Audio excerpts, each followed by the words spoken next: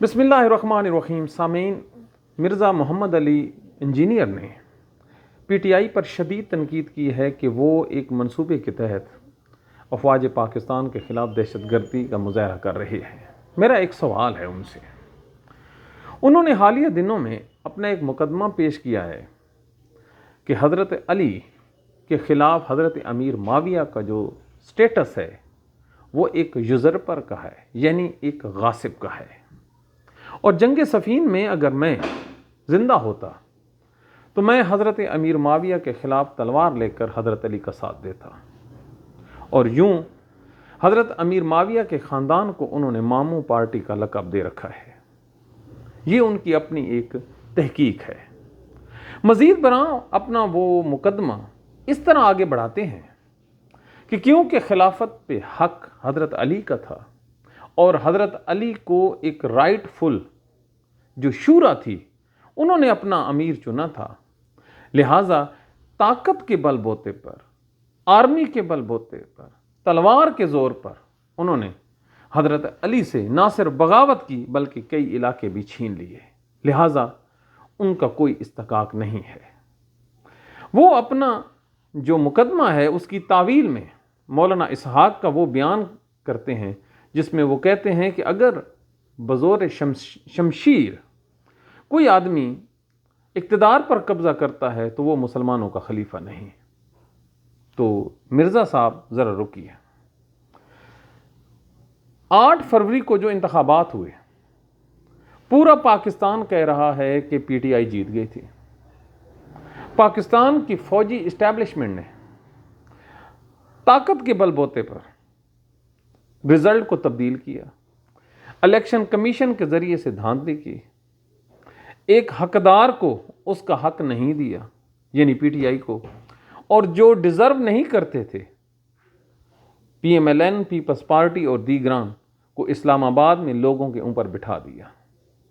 اب مریم نواز ہو یا شہباز شریف، یہ وہ لوگ ہیں جن کو کوئی حق کے حکمرانی نہیں۔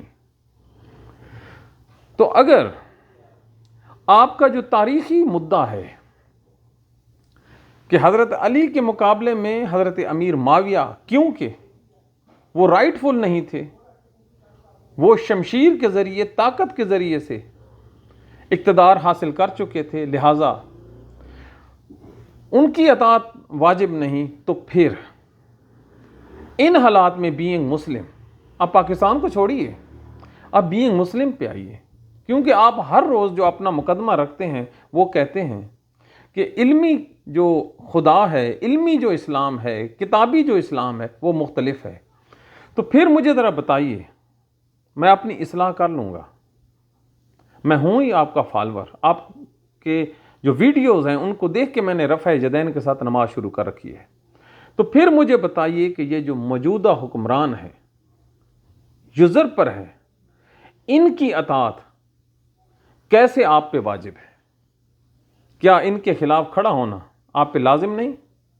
آپ تو کہتے ہیں میں جنگ صفین میں تلوار لے کے آ جاتا، وہ تو ماضی تھا، اب حال، اب جو غلط کام ہو رہا ہے اس ملک میں، تو پھر اس کے خلاف اٹھنا، اس کے خلاف احتجاج کرنا، یہ دہشت گردی اور کفر کیسے ہے؟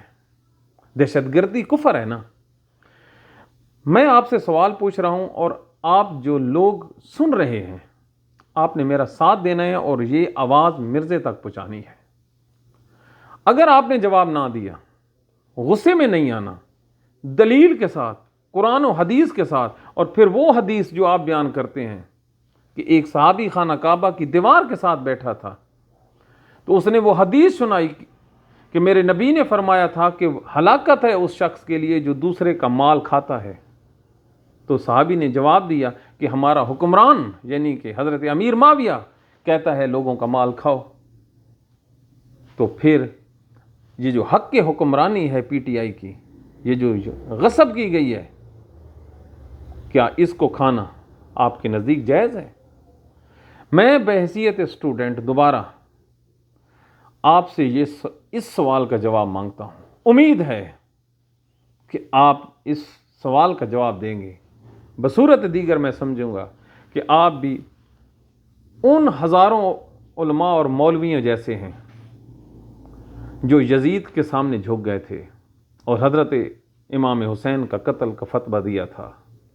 حضرت سلطان بہو نے کہا تھا کہ کتنے لاکھوں مولویوں نے امام حسین کے قتل کا فتویٰ دیا تھا۔ آپ کے جواب کا انتظار رہے گا۔ اپنی دعاؤں میں یاد رکھیے، اس کو شیئر ضرور کیجئے تاکہ یہ جو ویڈیو ہے یہ مرزا محمد علی تک پہنچ سکے۔ دعاؤں میں یاد رکھیے۔ Thank you very much.